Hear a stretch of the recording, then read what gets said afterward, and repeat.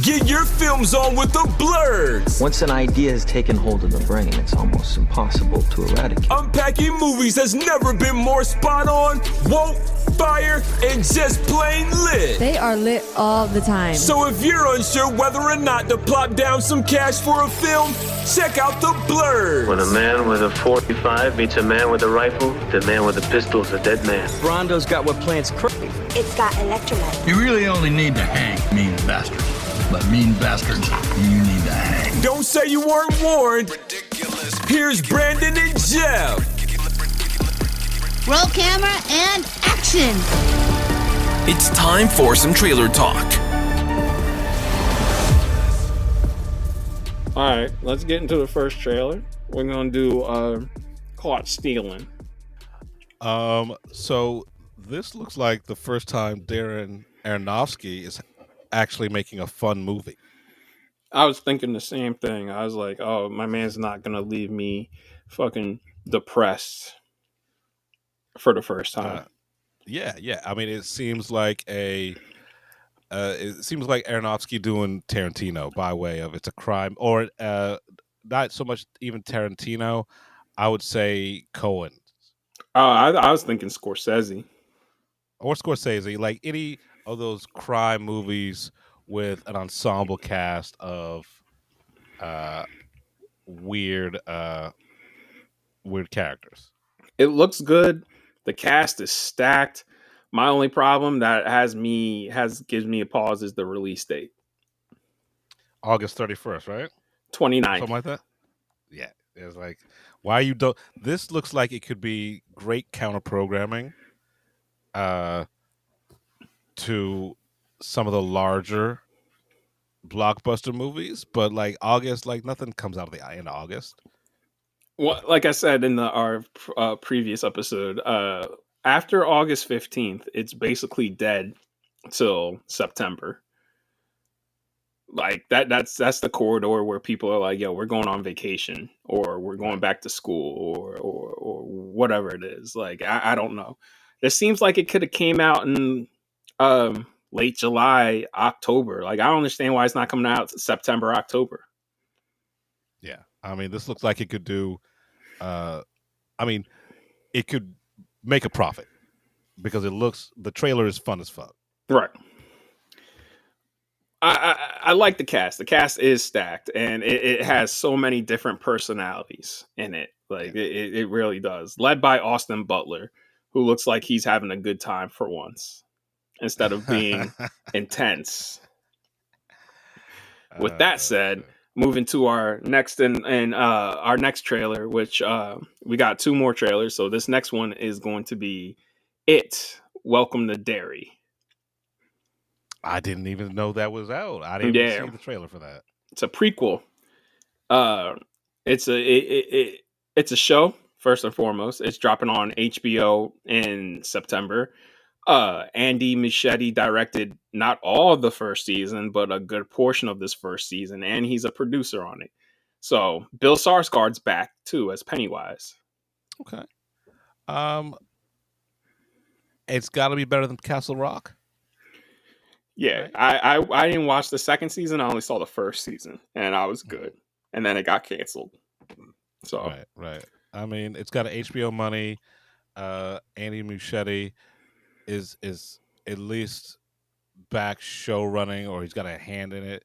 And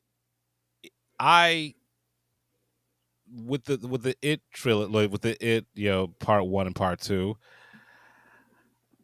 I have mixed feelings. Right? He did a good job? ? I just don't know if this movie resonates with me, but that's because I remember watching the old, like the Tim Curry one, that the one that fucking absolutely terrified me as a kid. Yeah, I don't know. I think the cinematography on the first one is great. But I think the direction was a little flat. But then, which is funny, I think the second movie is not as good as the first one, even though I thought the first one was lackluster. However, I thought his directing on the second one was better than his directing on the first one, which wild. It's just, that's fucking wild. I remember going to the press screening for the first one, and I remember when the movie ended and the title card came up and it said "It," and then it slowly fades up, Chapter 1. The entire audience just exploded into applause. I mean, okay. I mean, if you're familiar with the book, you would know why. Because this first movie takes place when they're strictly kids, and if you're familiar with the book's split into two parts. First part's when they're kids, second part's when they're adults. And we all know the second part when they're adults is a little weaker. However, one thing I'm glad that hasn't been included in any version of it, the adaptation, is the gangbang? Yeah. Because Stephen King, man, I was like, man, your cocaine days were not good, bro. Like you put out a lot of great shit, but there was also some shit in there where you're just like pretty terrible decisions. So speaking of King, on a segue, I decided to read The Long Walk. The short story? Yeah, the short story before the movie comes out. This is under his Bachman imprint, his alter. Yeah. ego. For those of you who don't know, he used a pen name named Richard Bachman, and right away everybody called his bluff. Like, nah, that's you, bro. Right. Yeah, he talks about that in the foreword. But I love Stephen King. I do not love his racism. Oh yeah, and and everything he's written. Yeah, like this starts out like I was hoping like, I hope you don't say nigger in this one. I was like, nope. It's chapter 1. Which is wild because he's a super progressive dude. So I don't. It reminds me him and I like Stephen King more than I do Tarantino, but him and Tarantino, they remind me a lot where I'm just like, y'all are not racist, but like more Tarantino than King, where Tarantino will put nigger in his movies like 300, 400 times. And I'm just like, why, man? That's why I don't fuck with Tarantino at all. Because I eventually it just starts to feel like I'm a white guy and I get to say nigger because I can. And I get you with that. I feel with King, because he was under this Richard Bachman bullshit, and he talks about it in the foreword, like, I can be the most evil version of myself. And it's well, no, I mean, a lot of that racist shit is in his pen name too. Like, I mean, under his real name. Yeah. All right. But yeah. But I am looking forward to this movie because I'm like 3 chapters into this shit. It's a Stephen King short story. So that is it a means it's still long novella as fuck. or is it a short story? It's a novella. All right, so there we go. So it's still long as fuck. Yeah, because the average King novel's like 500 pages if you're lucky. Yeah, I think this is about like 2. All right, so yeah, it's a novella. Yeah. But yeah, let's talk about Stephen King properties. It's like, I wish I could read something without him being blatantly racist. Yeah. Yeah, it premieres in the fall. Like, there's gonna be that racist shit in this because there's a black family who moves to town, and this takes place in the 1940s in Maine, right? Yeah, Derry, Maine. Yeah. So I love how the trailer starts off where there's a kid who's visibly shaken and gets in the car, he's hitchhiking, picks up, and this couple's like, "Where are your parents? Do we need to take you somewhere?" And he's like, "You can take me anywhere but Derry." All right. So moving on to our final trailer, which I don't even call a trailer. This is more of a teaser. I'm disappointed. Yet they hyped this up, and I was like, "This is it." The teaser for Zootopia 2. I've been looking forward to Zootopia 2. Zootopia is one of my favorite Disney movies, one of the best animated movies ever made, and this trailer was it literally is just a teaser. Like, it is a waste. Yep. No offense to you, Jared Bush. I love you, but like, I would rather give me something. And I get, I don't even get the idea of a teaser, right? Just give me a fucking trailer. I do. Like teasers, they used to do teasers all the time. The teasers were basically announcements like, yo, this movie's coming. The only person who still does teasers is Nolan. Like, I know we're going to get a teaser soon for the Odyssey. Like, that's going to drop either next month or July. So I'm guessing it's going to be with F1. And if not F1, probably Superman. Or, you know what I'm saying? Like, right. Whatever. I watched this. I really don't have nothing to say because it's just watching a bunch of animals run around. Yeah, it's nothing, right? It's literally like, hey, if you didn't know Zootopia 2 is coming, Zootopia 2 is coming. Right, and they're highlighting the snake, and the snake's voiced by Key, and I was just like, I guess the snake's going to be an important character. Sure. Cool. I would like to know what the movie's about. So, but whatever. That's coming soon. November 26th, so Thanksgiving, basically. Whatever. Like I said, whatever. All right, let's agree with you with the whatever. Let's get into our main review. And now, the moment you've been waiting for, the Film Blurds feature film review. All right, let's start with let's start with The Fountain of Youth. It drops Friday on Apple Plus, and this is another one where I'm just like, sure, Guy Ritchie, I need you. Now it's really apparent that you really need to slow the fuck down on making movies, because this felt like somebody was the script. The script's terrible. It feels like a combination of National Treasure and Indiana Jones through the way of AI, where somebody's like, hey Siri, give me an action adventure movie in the vein of National Treasure and Indiana Jones. And she goes, here is a script I just came up with. And like, here's the thing. When you're watching the trailer, this movie did have big National Treasure energy. And I love the first two National Treasures, right? Like, they should not have been that good or enjoyable. I'm not going to say good, enjoyable, right? And so I was looking forward to something like that, because action adventure, that should always be a moneymaker, right? It should all but it definitely does take a fucking skilled artisan like a Spielberg to pull that off, and I'm disappointed by this. And I'm not even going to blame AI, because I've read some of the scripts that AI has generated, and from what you're telling me, this is actually much worse than something that the computer could come up with. Yeah, man. Like, the banter's not funny. The back and forth bickering is not funny. The dialogue is not clever. They're trying to be clever with it. It's boring, even though there's action going on. It's tropes, but not used well. I'm tired of this guy, Aaron Moayed, who played, if you know, he was the dude in Miss Marvel, the damage control dude.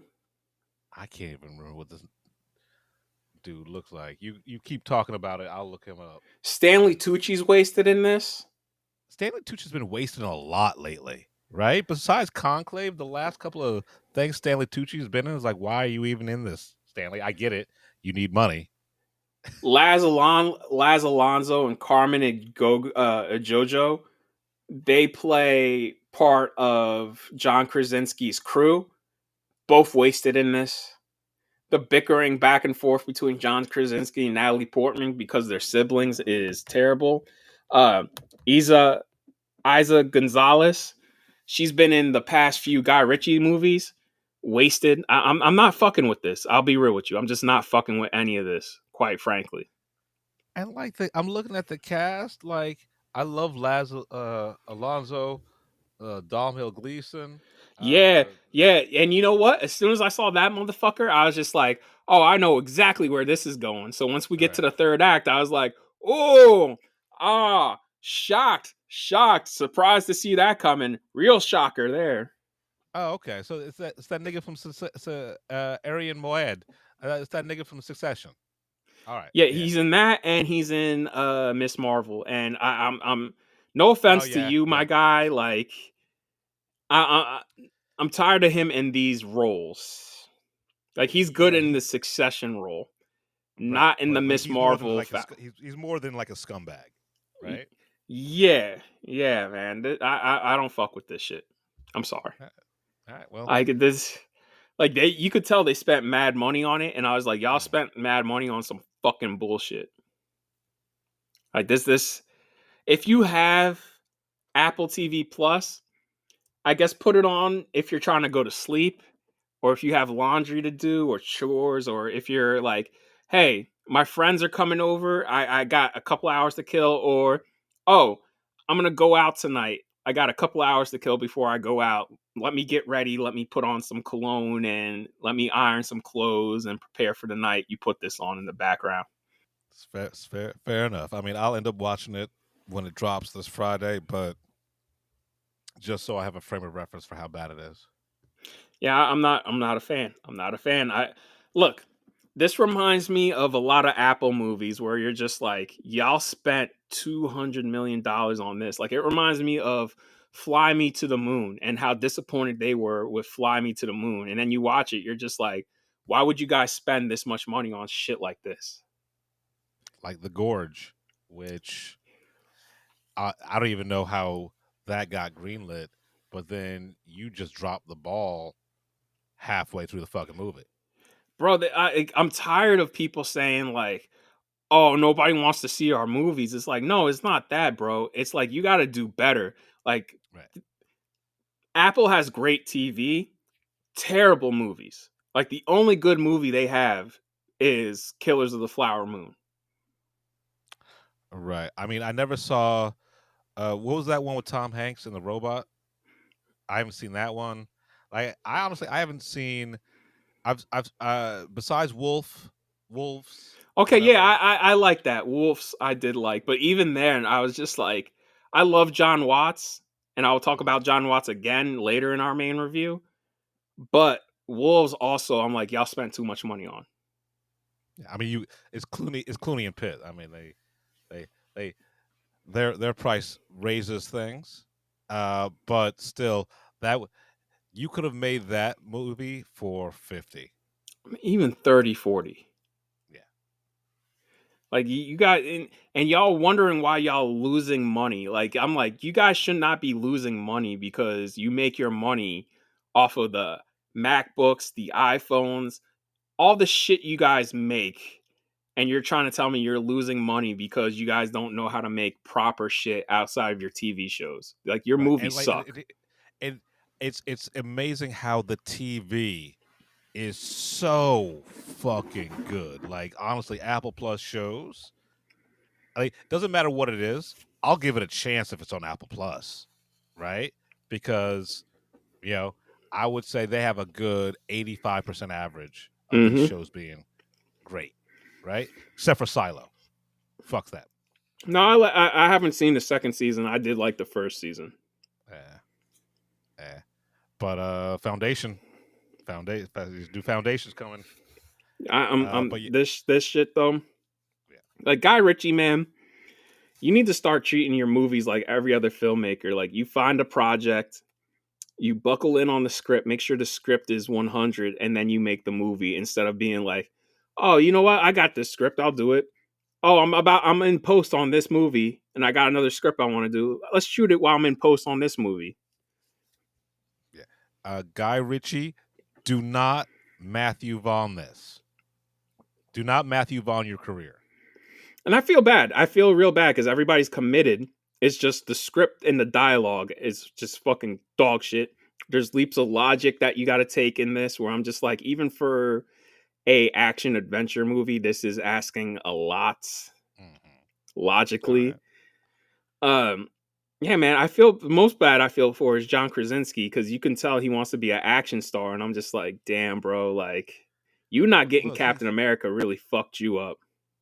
but he's one of the best iterations of uh, uh, Jack Ryan. Yo, listen, that's coming back as movies, as theatrical movies. So I feel bad for him, but not too much because I know, like, oh, there's more on the horizon with him as Jack Ryan. And hopefully, now that this is happening, we can get around to Michael B. Jordan's Rainbow Six movie. Yeah, yeah. Because without remorse, we're coming up on 5 years of that shit being Has it old. been So 5 like, years? yeah, bro, I'm just like, yeah, the pandemic is 5 years ago, bro. Jesus Christ! It seems like it's fucking it's amazing how the pandemic seems like it was just yesterday, but these first 120 days of the Trump administration feels like it's been 8 years. Oh yeah, yes. Yes, like I vividly remember, and now people are trying to blame that shit on Biden. I was like, no, nigga, Trump was president when he was president when this shit happened. Like, yeah, man, yeah. I don't know if you just real quick before we move on. I don't know if you saw, but the tariffs backfired. I mean, we knew they were going to. So there's only 30% tariffs on stuff from China. That's it. And all the tariffs that he imposed everywhere else are basically gone. Yeah, because it I was was a like, dumb fucking move. I thought you were a big, strong man. Yeah, like, you can't let a man who has multiple failed businesses, bankrupt businesses. We didn't we just blow up the Trump Taj Mahal? Didn't we just blow that shit up like last year? I think so. one of his shits they blew up, but like, he has had and people keep on talking about him like this. He's this business genius. He inherited his fortune. He got $1 million loan, and then he fucked over his siblings by illegally rewriting his father's will so he gets all the money, to the point where even his dad and his dad, by the way, a KKK Nazi member. Oh, yeah, I do. Yeah, a Nazi. He was affiliated with both. Right. Even he was just like, wow, you're a piece of shit that you're doing this to your siblings. You're fucking me over on my deathbed, and you're fucking over your brothers and sisters. I was just like, that takes a lot. That takes a lot from a fucking piece of shit. Yeah. So that's his family. What do you think he's going to do to people he will never meet in his whole entire life? Yeah. So anyway, let's just keep this train rolling. So Jeff, you went to a special event that I couldn't attend. Why don't you tell us about your special event? So, the magazine Rolling Loud invited us to another screening of Mission Impossible, the Final Reckoning, aka Mission Impossible: Dead Reckoning Part 2, with special guest Greg Tarzan Davis. You know, they did a talkback Q&A. The talkback, the Q&A with him was great. You know, it's good to see people like us, people of color, in these billion-dollar franchises.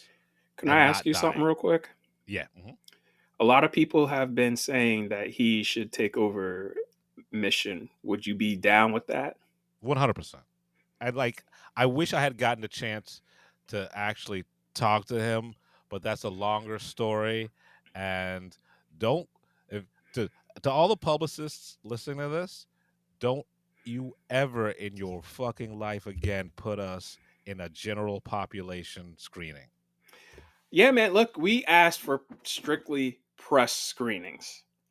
Like the last Gen Pop movie I went to was the Warfare IMAX event, and fuck rich white people, first and foremost. Second off, Fonz PR. Like, come on, y'all. Like, stop doing us dirty like this.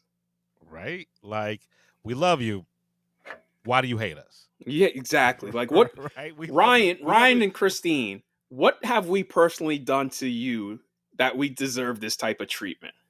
Yeah, like we baby, what did we do to hurt you? Like, we love you so much. We would do so much for you. Like when they do stuff for us, that's great, good, it's killer.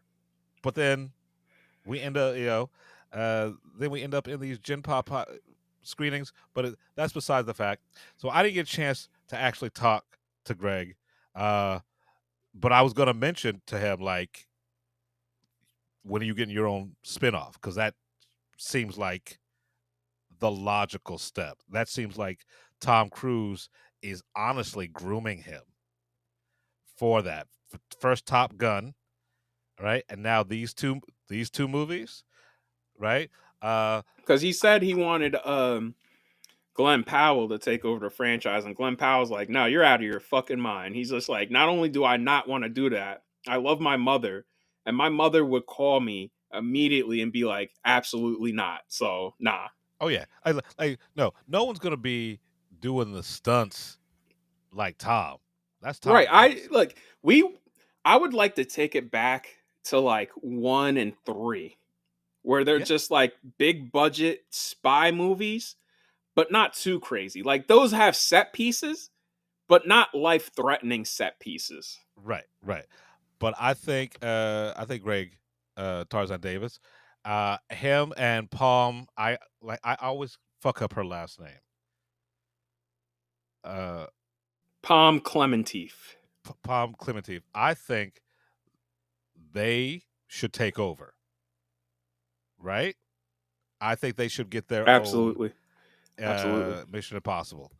Them build out a new team. Yeah, that would be honestly that would be fantastic. And they have great chemistry together too. Real quick, because I was looking up the Mission Impossible lore.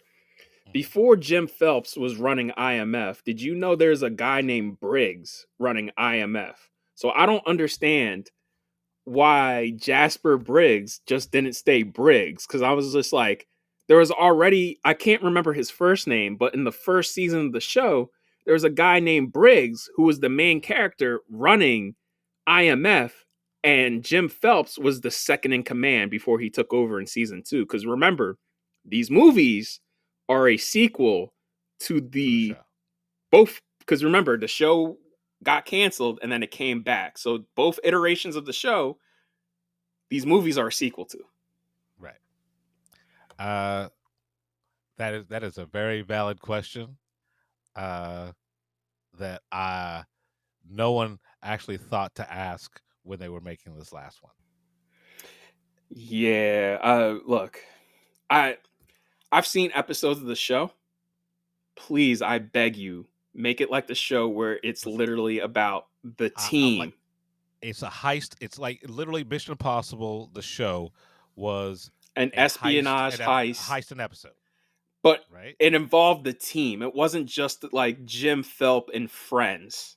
Right. It was like, all right, this is your expertise. We need you to do this. And like, yeah, it was basically the beginning of Mission Impossible. Like the first 10 minutes of Mission Impossible, the very first one was the show. But anyway, so there we go. Thanks, Rolling Loud, for having us there.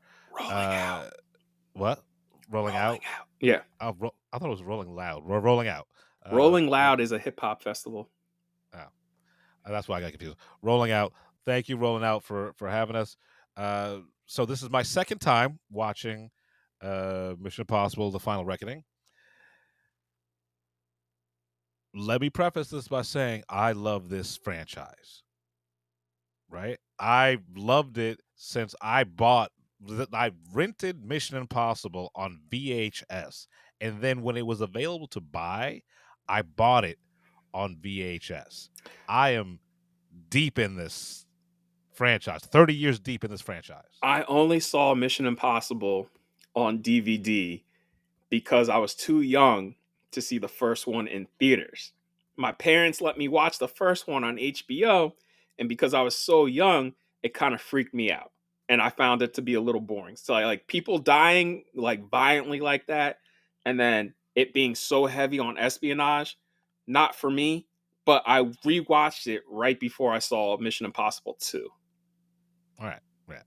So I was the only Mission Impossible I haven't seen in a theater is number 1. Right. I didn't see it in theater. I discovered it because I was 14 when it came out. 13. But I discovered it on VHS. Right? So I'm deep in this. So when I say that I do not like this last film, this is coming from someone who constantly is willing to give this franchise a pass because I've been with it for 30 years. Yeah, this is the worst one. It's got to be, right? On my second watch, I like this movie even less now, right? Because now I know all the story beats, the spectacles out of the way. I can watch it as a movie. The dialogue is bad. It's nonsensical. The cult, right, is even more asinine on the second view. Right, you could cut 45 minutes from this movie and not miss a beat.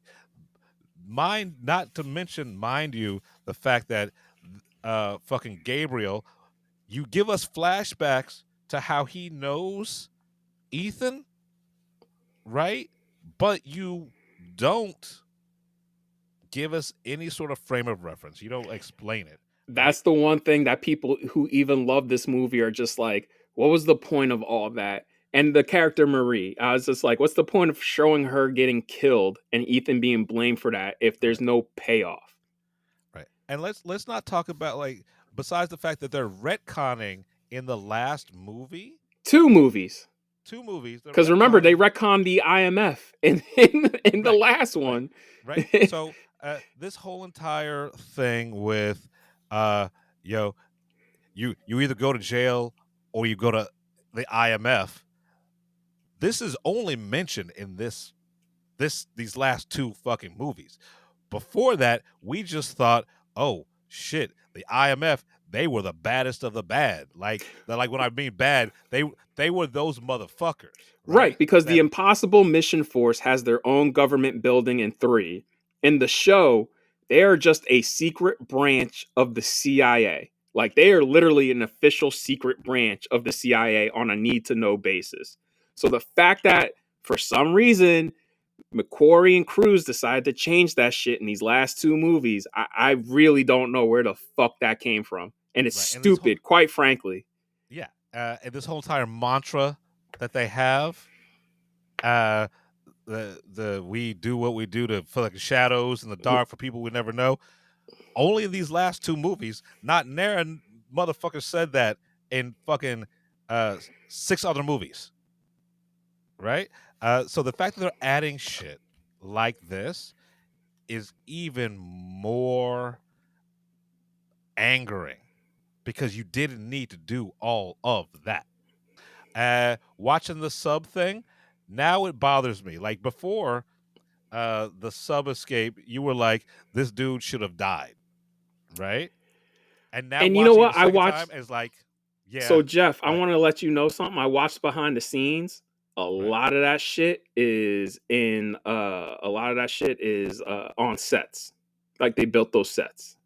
Okay, I mean that's cool, right? I mean, but to base yourself on, hey, we're doing this as practical as possible. We pride ourselves on doing this practical as possible. And then to see it being on sets, especially these last two movies where you can tell that they are on location really doing this shit for real. And between the train shit and not all the airplane stuff in this one, but a few shots of the airplane stuff where I'm like, oh, that's in front of a green screen, dog. Right. And so I tried to enjoy this movie more, right? But because of the legacy of this franchise, it was just upsetting to me, right? If this was not a Mission Impossible, if you swapped out Tom Cruise for any other action savior, right? I would have maybe given it a pass for Right, trying. right. I honestly, I was thinking about that. I was like, if this was just like, Tom Cruise in a two-part action movie, I would be like, still weak, but it wouldn't Right, have pissed me off as much. right, right. Coming off of this legacy of, and yes, some of the movies have been bad, right? But none of them have been this bad because it always seemed like in every one of those iterations, at least they cared. And here's the thing, even in the worst one, which is Mission Impossible 2, there's still a lot of fucking action. These last two are pushing 3 hours apiece, so basically 6 hours. And there's about 4 major set pieces in across 6 hours. So we could say, well, 5. So the airport, the car chase in Rome, which goes on for too long, the train sequence, which goes on for too long, the sub sequence, and the airplane sequence that goes on for too long. Right. So that's 5 set pieces across almost 6 hours, and then we just had a movie that was 2 hours and 10 minutes beforehand, Fallout, which is set piece after set piece after set piece after set piece, like constant action. Like we start the movie, Ethan has a dream of Solomon Lane enunciating his wedding with a giant bomb. He doesn't know the dude who's delivering the mission if he's a apostle or not. Then we go right into, hey, this dude is gonna shadow you because we can't trust you anymore. They do a halo jump. And even though you could tell the halo jump is CG, the way it's shot and the way it's staged, exciting, impressive. We go straight from the halo jump into the bathroom. One of the best fights I've ever seen, the bathroom fight. Then we go from the bathroom fight into the club shootout. Then we go from the club shootout to the heist. Then we go from the heist to this whole elaborate car chase that becomes a bike chase in Paris. Yeah. Then we go to a chase in London. Then we end in a cross between a fight. Luther disarming a bomb with Julia, Ilsa and Benji in a fist fight with Solomon Lane, while Ethan is in an helicopter fight with fucking Walker. Yeah. You know what I'm saying? Yeah.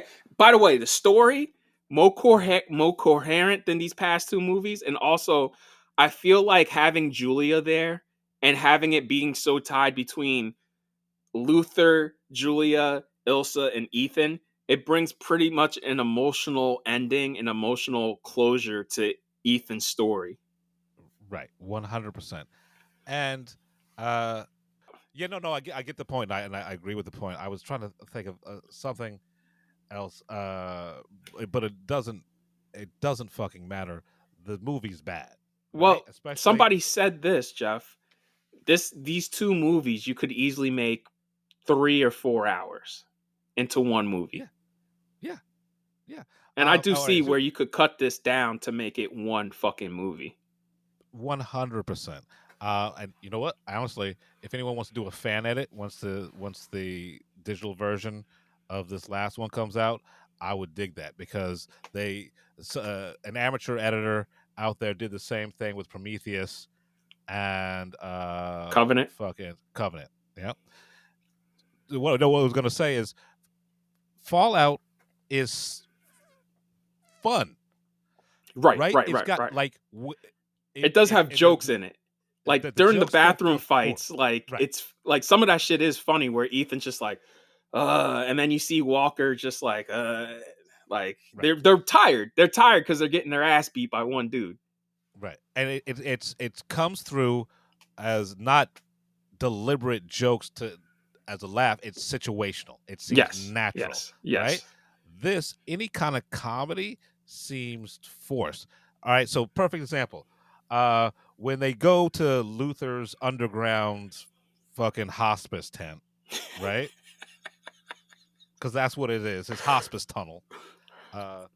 And there's like, oh, yeah, I like what you did with the places. You could put a jacuzzi over here, whatever over here. And they all go, what does it need? I think it needs a foosball table, right? And they all say it at the same time, like we're all supposed to laugh.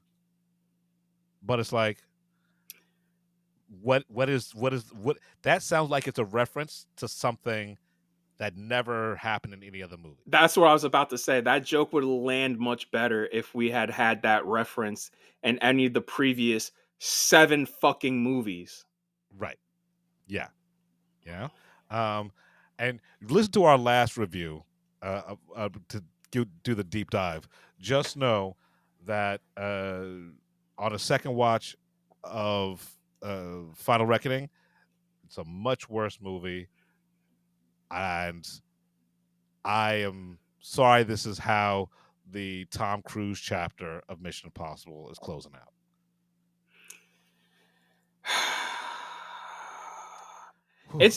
What really makes me angry is how mad people get when you tell them, like, yeah, I don't like this shit. I'm mad that you like it, right? I mean, I'm not mad you like it. If you like it, fine, right? But you have to admit it's not a good fucking movie. And I'm glad everybody who doesn't like it has been saying the same thing we've been saying. This is a nearly 3-hour movie with only 2 set pieces, and one of them goes on for way too long. Yeah, right. So we're not shitting on you for liking the movie. We're shitting on you for thinking the movie's good, right? Because I love Armageddon. That is not a good movie. Armageddon is also, it's about a bunch of oil drillers trying to drill a hole into an asteroid and blow up the asteroid. That should not have more action than a fucking Mission Impossible movie. That's insane to me. Yeah. Yeah. So there you go. There's a rewatch of Mission Impossible: The Final Reckoning. All right. All right, let's move on. Yeah, man. Oh boy. Tommy, why do you make it so hard to love you? Jesus Christ. Let's do. Wow, we're at our last 2 reviews, so we're going to do Final Destination Bloodlines. I'm gonna say this first and foremost. I did not realize it was 14 years since Final Destination 5. It doesn't seem that long. Really? Shit. Yeah. Yeah. Right. So it's been 14 years since we've had a Final Destination. Before we get into the movie, I just want to state some things. This opened to $52 million in America. That is more than the lifetime of some of these movies grosses. So this is like already the most profitable Final Destination. So it made 52 million here and 51 million it made 53 million overseas. So it made altogether opening weekend 103 million worldwide. Right. But you know, WB about to shoot their feet off. They like, what's the cowboy's name from Looney Tunes? Yosemite Sam.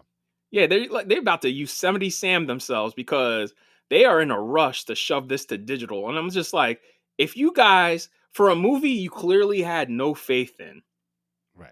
Why are you shoving this to digital so quickly? Y'all made so much money, and you know what? It plays in a theater because Jeff will get to his experience, and I will get to my experience with the movie. But this movie, not only does it play in a theater as a big screen movie, but it plays to a crowd because I ain't know this. This was originally supposed to be an HBO Max movie. I guarantee you, if this was going to be theatrical from the get-go, John Watts would have did it. Okay. All right. Because I don't know if you know this, Jeff. If you look at the story by credit, the story by credit, it says story by John Watts, and he's a producer on it. Okay. All right. I didn't notice that. Yeah. So yeah, I guarantee you, if you knew. I will say the one thing. This is Final Destination Bloodlines is like the same thing with Mission Impossible Fallout. If there's more, cool. But if this is the last one, perfect way to go out. Like this is. By the way, Jeff, this costs $50 million. So it's already doubled its budget in a weekend. In a weekend, right? So they're gonna, everything they make from here on out is pure profit because $50 million to make, so you gotta figure another $50 million to market, if that. Yeah, I mean they went hard with the marketing. I will give you that. Right, So, but not hard enough. But yeah, like to me, I am, for those of you who listen to the show, I'm a Final Destination aficionado, and I love this series because I love the Rube Goldberg aspect of it, and I love that Death is the killer, and don't get it twisted, this series is a slasher, but you never see the killer because the killer is just a Death as an omnipresent presence. Right. And I love how Death is petty as fuck. Yeah. Right? Yeah, it's like, oh, I didn't get you, I will get you. Right. And your kids. Yeah. This ties the whole series together perfectly. Like this pulled a final reckoning better. Yo.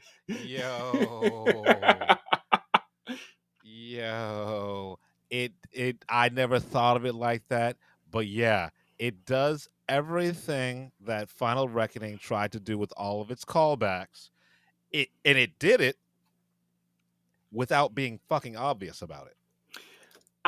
The one thing that also makes this movie great is this is the best the characters have ever been. Like, don't get it twisted. You ain't gonna get like great character work here, but like it is good enough. I was just like, oh, they actually gave some thought to the people we're watching here, because usually, like in these movies, these people are cannon fodder for kills, and fine, whatever, because that's what we're here for, just to be entertained.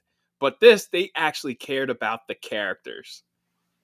Yeah, I mean, and they're still the like. I will give you this: the dialogue still fucking wonky. Right. It's like wonky. let's be. It's right. I'm not. Look, listen, if you go into Final Destination expecting great character development and great dialogue, like that's on you. Like you should know better. Some of the dialogue is absolutely fucking laughable. Yeah. But even though I didn't like a lot of the characters, somehow I cared about them.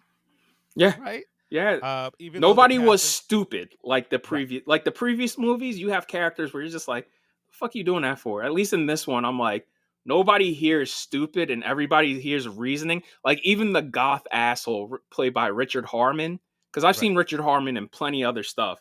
Even Richard Harmon, I was just like, I get why you're an asshole, because like it's insane. Like the whole situation is insane. Right. I will say who's the main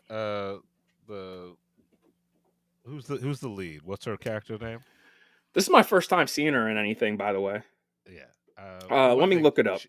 She two things wrong. Caitlin Santajuana. All right, yeah, Caitlin Santajuana. For one thing, she looks way too old to be in college. To be in college, right? She looks like a 35-year-old woman. Still beautiful woman, but like I get where you're coming from. You're coming from. You're shout out to them for having Filipinos be the leads of this, because her and her brother and her dad are all Filipino, and I was just like, oh, y'all are like, yo, we putting minorities as the heroes in this motherfucker. And also it does that trope that I hate in all of these slasher films or any of these horror films, where you see, like as a character, you see the thing, right? And you still doubt it, right? So because it's insane, bro. Come on, like let's be real. If you tried to explain this to me, I'd be like, Jeff, I'm gonna drive you to Bellevue just so you can get some help. Right. But when I don't want to try to keep spoiling. When Grandma walked out the house, right? It's like, Oh, and I'll got her prove it cake, to you. and her shit Seeing is got pushed believing. in. What? Yeah. When But she's she like, believed seeing is right believing. after that. She No, she believed her. didn't. There was no. After that, she was still like, this crazy lady. It's like, no. As soon as she walked outside and the thing happened, right? You should have been a firm believer, but there was still 5 minutes, worth of screen time where she's doubtful about all this bullshit. But then it locks in and she starts believing. Those are my only real issues with the fucking film. I wish this was released in 3D, like 4 and 5, honestly. Because I Yeah, never I got mean, this. I saw 4 in 3D because, when I used to work at the video store, 4 on Blu-ray, they were like, hey, it comes with 3D glasses. And I remember, like, we got to borrow movies and then bring them back and shrink wrap them. You know what I'm saying? So I went home and borrowed it and watched it in 3D. And I'm like, fuck, man, I'm mad I didn't get to. And then when 5 came out, I just didn't have the dough to see it in 3D. And I wish I could have saw it in 3D. This motherfucker should have been in 3D. This should have been in 3D, but I did see it in 4DX, and Regal or whoever owns the 4DX license brand, we need more of these fucking theaters, right?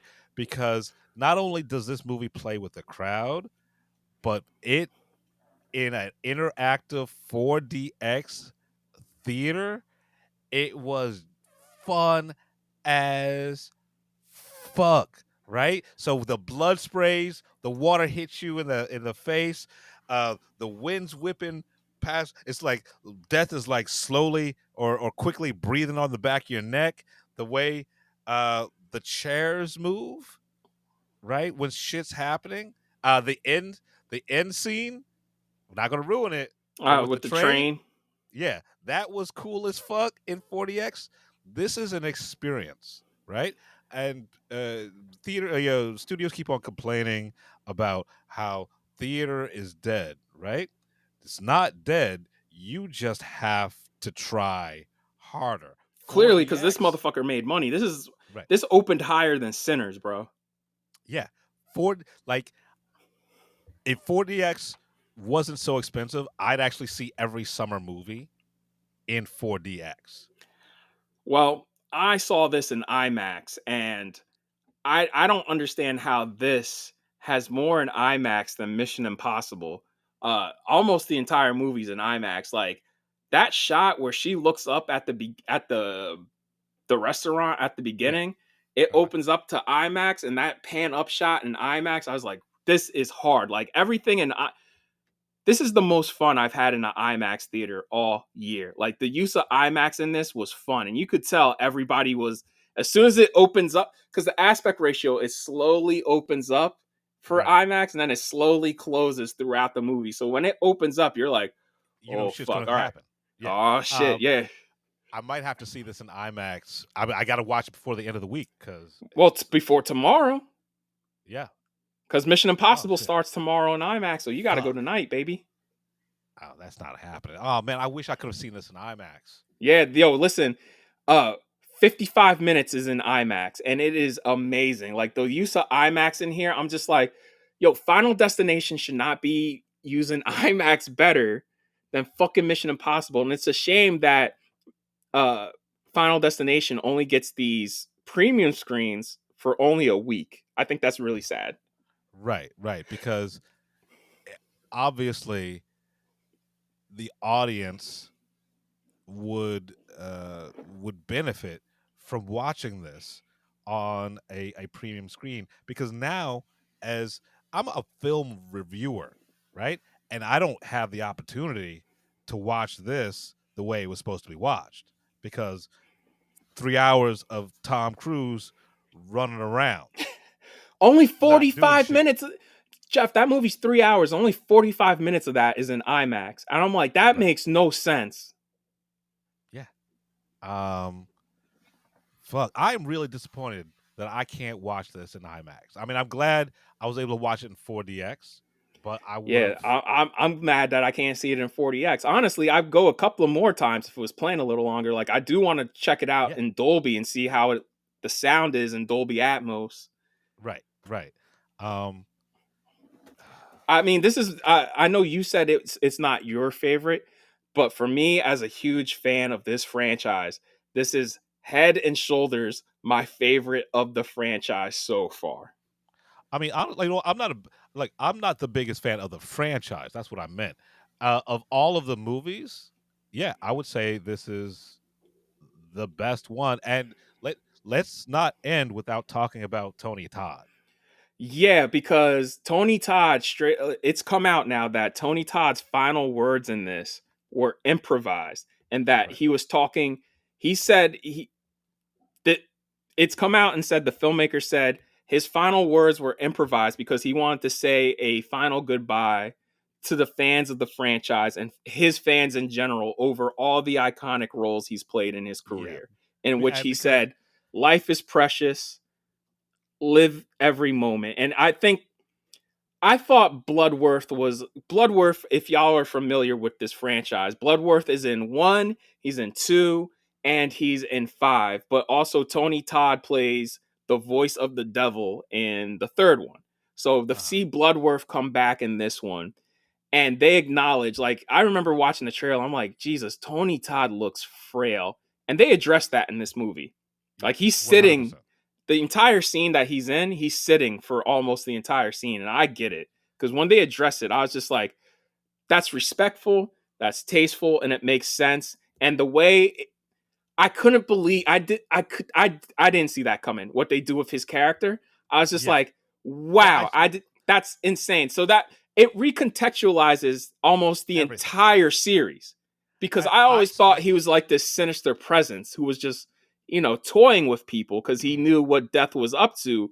And instead, it seems like he was just like winkingly knowing, like, yeah, like, yo, survive this, but you ain't gonna survive long. Right. So I knew from the jump that was going to be him. Right? Really? I did not. Yeah, because here's the thing. Because I'm thinking from a story point of view, right? Why would they spend the time showing the mother and the little boy?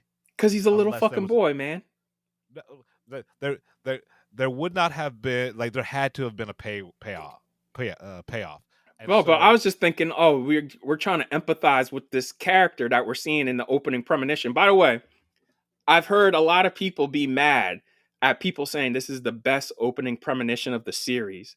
And they're like, it's not better than 2 or it's not better than 3. And I'm like, nah, bro, I think this is the best because it keeps you in suspense for 10 fucking minutes. Whereas the previous ones, they're extended, but not like this. Like, it keeps shifting and keeps changing. Like, it is a movie unto itself. I was about to say that. If the movie had ended, right there, like, because I would have been like, all right, cool, that was great. Yo, and how gnarly is it with the fucking ring finger, bro? What the fucking ring finger? Yo, with the penny, like, yo, fuck that little kid. I hate that little kid. Fuck that kid. Yeah. Right? This is the best on all cylinders of the series. Right? And this is coming from a fan, from Brandon, but this is coming from me, who's looking at this objectively. This is the best. Right? Man, these last two have really tied this whole franchise together, because I don't want to give it away if you haven't seen Final Destination 5, but Final Destination 5 pulls some stuff in the last 4 or 5 minutes where you're just like, yo, so that's what y'all were talking about the entire movie. Holy shit. Yeah. But yeah, I just want to say this about the Tony Todd in this movie, right? This is the best send off for an actor ever, because, like, when most actors pass on, right, it's usually suddenly, or their last movies are bullshit or whatever. Like, this is it is the best way an actor has ever departed life. Because they clearly knew. They clearly knew. 100%. They all knew. He knew, right? He knew. They all knew that he had days. Yeah. Right. And I mean, you could tell watching the movie. You're just like, my man, like you should be at home relaxing. Right. But like Chadwick didn't get this, right? Yeah. He didn't get this opportunity. Yeah. Like all of these other greats never get this opportunity to actually say goodbye. I mean, I'll give Tony Todd this. He got to revisit his 2 signature characters before he passed. Bloodworth and Candyman. And even though Candyman was brief, at least he got to be Candyman one last time. Right. So yeah, I love this film. This was a fun fucking time. I wish everybody could have gotten the chance to see this in 40X. Yeah, I wish everybody could have got a chance to see this in IMAX. I'm mad. I get what they're doing because the demand was too great because people are seeing Sinners again and again in IMAX, but I'm mad I couldn't see this Final Destination movie on the 8-story IMAX because they had to put Sinners back. I mean, I get it, but look, we have you have months and months and months of smaller movies that don't have to utilize IMAX coming out. Right. Let's put the shit back in the theaters, right? Yeah. Yeah, because even at Neshaminy, Jeff, it's still an amazing IMAX experience. It's besides Sinner, this is the best IMAX experience I've had all year, quite frankly. This is coming from a movie that was originally supposed to go to HBO Max. It's like Blue Beetle. It's like Blue Beetle was also filmed for IMAX, and I'm like, so why are you guys shooting in IMAX if this was originally meant for streaming? I don't see the logic there. Especially the way that aspect ratio opens up and closes. I'm just like, and here's the thing. The directors, because these 2 guys, this is their directorial debut. It's a directing duo. They straight up said the IMAX version is only available in IMAX theaters. This will never be seen on home video or streaming or nothing. So, there we go. You fucked us. Yo, Warner Brothers, I'm telling you, man, Warner Brothers, bro, they just Yosemite Sam, bro, just shooting their feet off. Yeehaw! Got like I'm like, what? Like, yeah, seriously, what are y'all doing? What are y'all doing? Like, if you're going to put movies in theaters, put them in theaters, man. Preach, fucking preach. Like, Right? go ahead. Like, you're making movies. Make a fucking make the movie, show it how it's supposed to be seen. I'll be real with you though, I might see this again just in a regular schmegular theater just because I had so much fun. It's still a fun movie even in a regular schmegular theater. This should be seen big and with crowds. Yeah, because I went at the earliest showtime possible on IMAX and that motherfucker was crowded. It wasn't sold out, but it was crowded to the point where I'm just like, why are all you here? But hey, maybe in the 14 years since Final Destination 5, this series has gained so many fans. And this is the rare time where audiences and critics are just like, yeah, this fucking rules. For this franchise, which everybody's been like up and down on, you know what I'm saying? Right. This is the one where we finally all come together and just like, yeah, brother, yeah. Based on a movie that honestly shouldn't have been a franchise, right?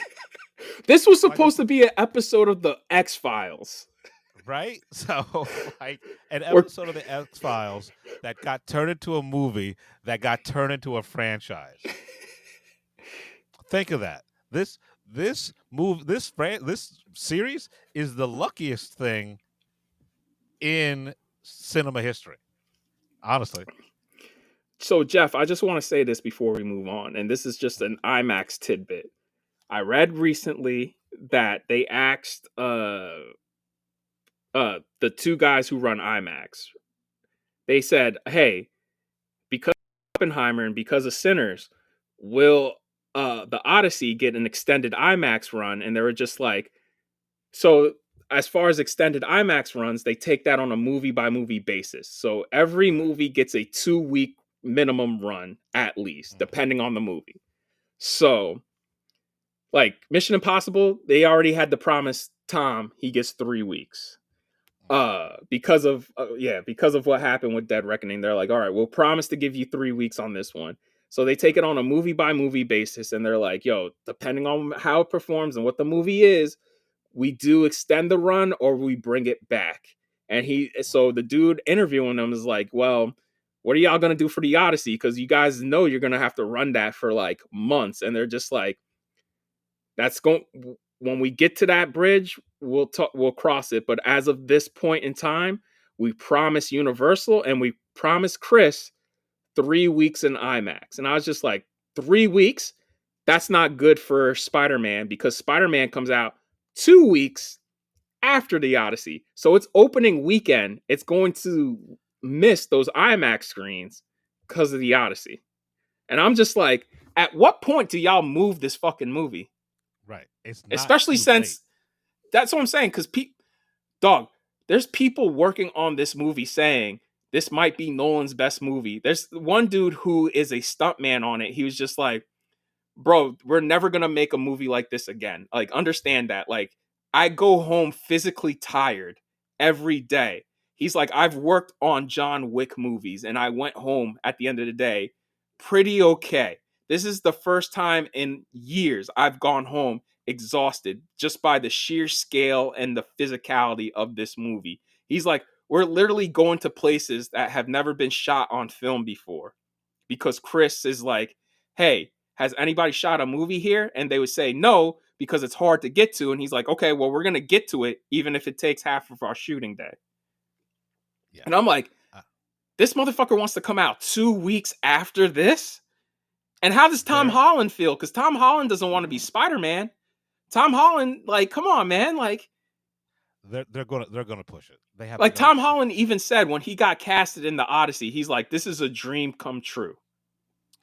Yeah. So the IMAX, the guys who run IMAX said they promised Chris Nolan 3 weeks. What they really meant was, we are telling you, the general public, that we're only giving Chris 3 weeks. They're giving him 6. They're probably going to give him 3 months, honestly. Right. The way if we're judging by Oppenheimer, this motherfucker is going to be running till October at bare minimum. Right. Like there's the things that these people tell the larger press, and there's the machinations in the background, because they can't say unless all the ink is dry, right? But this is at least getting a 2-month run. Think about it like this, Jeff. Oppenheimer only had 40 minutes of IMAX footage, right? Right. Only 40 minutes. And they had to create new lenses for that movie, new IMAX lenses for the close-ups, new IMAX film stock, because Chris wanted it in black and white. And it was only 40 minutes of IMAX. And that played it opened in mid-July and played till basically November almost. Yeah. So, and you're trying to tell me this entire movie is going to be in full IMAX, the entire movie, and you're trying to tell me only 3 weeks? Okay. All right. And it's supposedly one of the biggest movies ever put to film. By the way, I just found out they've been trying to make the Odyssey into a movie for the past 50 years. I didn't even know that. I was just like, oh, I didn't even know there was previous attempts to adapt this. So good luck, Spider-Man. Good luck. Spider-Man number 4. And I just found out that Sadie Sink's been cast. That's been news. But apparently, allegedly, she is supposed to be playing Tobey Maguire's daughter. Oh, so they're still doing the multiverse shit? Yeah. I mean, look, I dug it. Like, yeah, but Tom Holland and Kevin Feige specifically said they wanted to take Spider-Man back to street level shit, and Sony still wanted to do some multiverse shit. And I was just like, oh, well, it looks like Sony won, because apparently Sadie Sink is playing Mayday. And if you don't know who Mayday is Peter's daughter, who plays Spider-Girl, who's Spider-Girl in the comics. So she's going to be Mayday Parker. Cool. I was like, I would be excited for this if it wasn't the 8th fucking Spider-Man movie. Right. Right. Now I get you. Sorry. I was never. Was never a big Spider-Man fan. Right. So I enjoy the movies. I enjoy the character. It just didn't connect with me. So. Well, let me ask you this, Jeff. If you were a casual moviegoer and you only see like 3-4 movies a year, and it came to next July, and you're just like, shit, man, I can only see one of these. I got to pick between the Odyssey and Spider-Man. Which one are you gonna pick? I'm seeing the Odyssey. Yeah. Okay. So there you go. It's the biggest. Like, it's something that has to be seen big, right? Spider-Man, I can catch that on fucking Disney Plus when it comes out, right? Would I like to see Spider-Man big? Sure, yeah. I want to see all movies big. But if it's a Sophie's choice, right, between what am I seeing in the theater and what I'm watching on streaming, I'll pick the other Tom Holland film. I will say this, man. I love Thunderbolts, right? Thunderbolts was a step in the right direction. It's basically a spy movie with superheroes. Right. That's my shit. Even then, if you put a gun to my head and said, "Hey, you got to see Thunderbolts or Final Destination," I'd be like, "Oh well." I'll be real with you. I had a much better time with Final Destination. Yeah, honestly, 100%. Final Destination should not be as good as it is. It should not be as fun as it is in a theater, right? And all the variant ways you could have watched this movie, like I said, the 40X, you said the IMAX, right? The fact that you can enjoy it in all these fucking formats. On all these formats, you fucked up, WB. You know what? And you guys, I know you guys want Chris back, but you guys really ain't helping yourselves with the way you're running your company, quite frankly. So I think Chris will be out Universal for a minute. Oh yeah, 100%. He's not going anywhere. Lilo and Stitch, a live-action remake. I did not find this painful, right, as I thought it would be. Kids will love it, right? But as an adult, I would say, like, if you're a fan and you're a grown-ass person and you like this movie, the original's still on Disney Plus, quite frankly. And that's what I got. All right. So, and everyone who listens to the show knows how I feel about these live action remakes. They're absolutely needless, and for the most part, they don't even justify their existence. Right, because just like Final Destination, this was also made for streaming. This was originally a Disney Plus original. Right. And so I went into this with hesitations, with doubt, and I was waiting to dislike this. And I was proven wrong, right? Right. This is one of the better live action remakes, right? Right. Because it's simple. It's the same movie. Right. Just with live action characters. But it's a simple story. It doesn't take itself too seriously. It's fun, right? And like you said, this is for kids. Right? Mm-hmm. And this is also for adults who have kids. Right, because it's not Snow White where you're sitting there and you're just like, dear God. But also, like, it's enough for you to sit there and just glaze over and be like, all right, that was funny. Right. Like, they change, they make a few changes. Like, one of the changes they make is the relationship in the cartoon is really between Stitch and Lilo. And this one, it's more Lilo and Nani. Right. And I just want to say what makes the movie is Lilo. Like, that actress who plays Lilo, she has a long career ahead of her. Yeah. And so here's the thing. Everybody knows I hate child actors, right? Because no, right, because they're either really good or they're someone's cousin, Right. right? Right. She is really, really good. Even I found her joyous scream annoying, but I find that annoying in actual children, Right. And right? I've watched videos from the press tour, and that's how she really is in real life. Like that little Right. girl just screams. Right. But that's the character. She doesn't seem like she's acting. She seems like she's experiencing.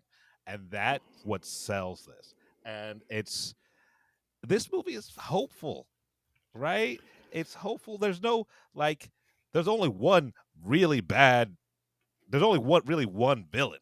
And I'll say that that's the one change I didn't like is making Jumba the villain, because it was in the cartoon it was that big shark dude. He was huge, and I was just like, oh, y'all didn't want to pay more money. Y'all were trying to keep this a reasonable budget and not have this go to Snow White level Territory. budgets, and y'all cut that character out and just made Jumba the villain, which I get it. It works and it doesn't. I'll be quite honest with you.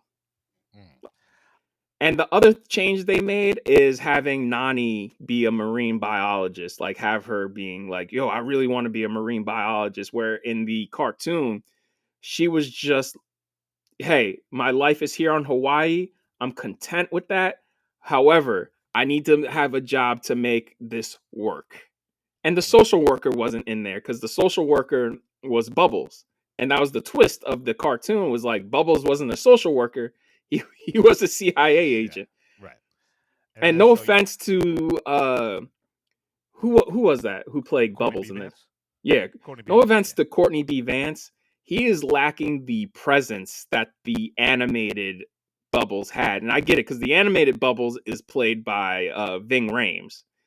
And like, no offense to Courtney, but like, Wait. No, Courtney could have done it, but they give him, because he's not the primary social worker, his time on screen is, by way of that retcon, is less.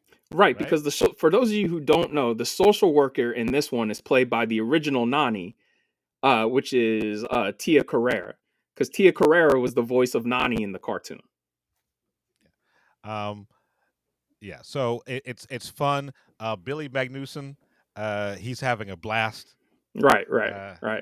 I'll be real with you. I really don't think these animated characters translated well to live action, because they're so uniquely animated, and especially like, take for instance a lot of the backdrops, because I just recently watched the cartoon again before watching this, because I told you I was going to do that. Right. I didn't realize a lot of that is animated with watercolors, so it's just. I watch it and I'm not mad at this, but also like it is lacking. Like a lot of these characters are animated for a reason, and they look good in animation, and they just don't translate well to real life. Like Billy Madison's what's it called? Alien? Yeah, the one-eye alien. It does not look good live action. And maybe it would have looked better if it was a puppet, because I will say this, I don't think Stitch looks good live action. But I've been seeing the press tour where they've been using this puppet to promote the movie. And I'm like, I don't understand why you guys didn't use the puppet, because the puppet looks and moves much better than this CGI creation you created for the movie. Right. And like that's the first thing I said when we got out of the screening. Like, they could do it for Legend of Ochi. Right. Why couldn't they do it for this? Because that honestly, of all of my little nitpicks, my biggest problem with the movie is I would have loved to have seen a Stitch puppet, and maybe they'll use a Stitch puppet for the inevitable sequel, because this is set up for a sequel, right? And this movie cost $100 million, and it's predicted to do anywhere from 120 to 150 just here domestically. Right.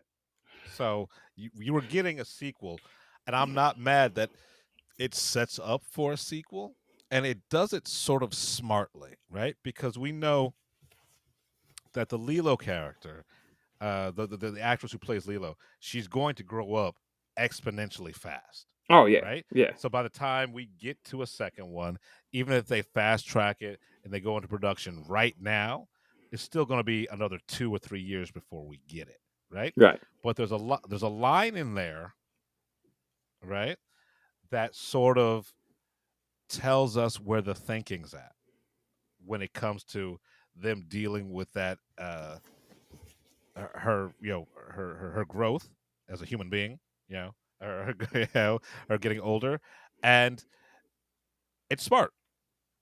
It really is. That way, we won't have the biggest problem of seeing uh, a little girl on there who is obviously a 10-year-old trying to play someone who's 8 or 6. So good on them. I'm not mad at them setting up for a sequel. I enjoyed this. I would see it again. Right? I would see it again. There's parts I'm of a it I did grown-ass wish man, I would see got it. to see in 3D, though. I'm not gonna lie, because it is coming out in all formats except for IMAX, because Mission gets those IMAX screens, and late at night Mission gets the Dolby screens. Because we did see this in Dolby, and I gotta admit the sound mix was pretty aggressive for a kids movie. Um, Yeah.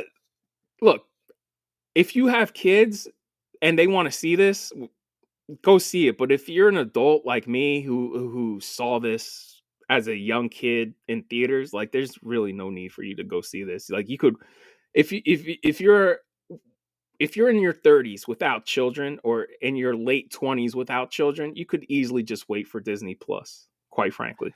Yeah, I mean, I think any way you see this, it's going to be enjoyable. I'm All right, not and I'm going to not saying say, it's a bad movie. It's yeah, fine. yeah, It's perfectly fine. right, yeah, but you can, like, I think if you get the opportunity to watch it big, watch it big. But like you said, it's not a necessity, Right, right? right, right. And I will say, this feels just like Stitch. This feels like it was scientifically grown in a lab to do one thing, and it does it really well. Because even me, as a grown ass man, uh, there were parts at the end where I got a little teary. I'm not gonna lie, right? It knows exactly what it's doing, Well, right? Hannah Waddingham is having a good weekend Yeah. Well, because she's in this and she's in Mission. I liked her much more in this. Oh yeah. Well, I mean, 100%. And she she's has actually just useful in amount. this. She has same amount of screen time in both movies and is more substantially important to Lilo and Stitch than she is to Mission. Yeah. So, but yeah, Good on her because she's mommy. I just want her to hold me naked and rock me to sleep. also shout out to the girl who plays Nani. She is gorgeous. God damn. Yeah.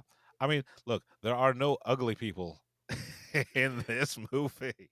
I also get why the Pacific Islanders, when we visit Hawaii, they're just like, yeah, you stay away from our women because we will kill you. Like they literally will kill you. And I get it. After watching this movie and seeing Nani, I was like, yeah, I can see why you don't like us.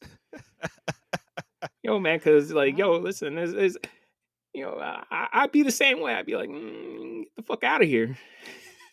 Kind of keep the bloodline pure. Go back to where you came from. Yep. Back to Africa. Lilo and Stitch, thoroughly enjoyable. It's lovely. It's a lovely movie. It's cute. It is affecting. It does everything that you wanted something like this to do.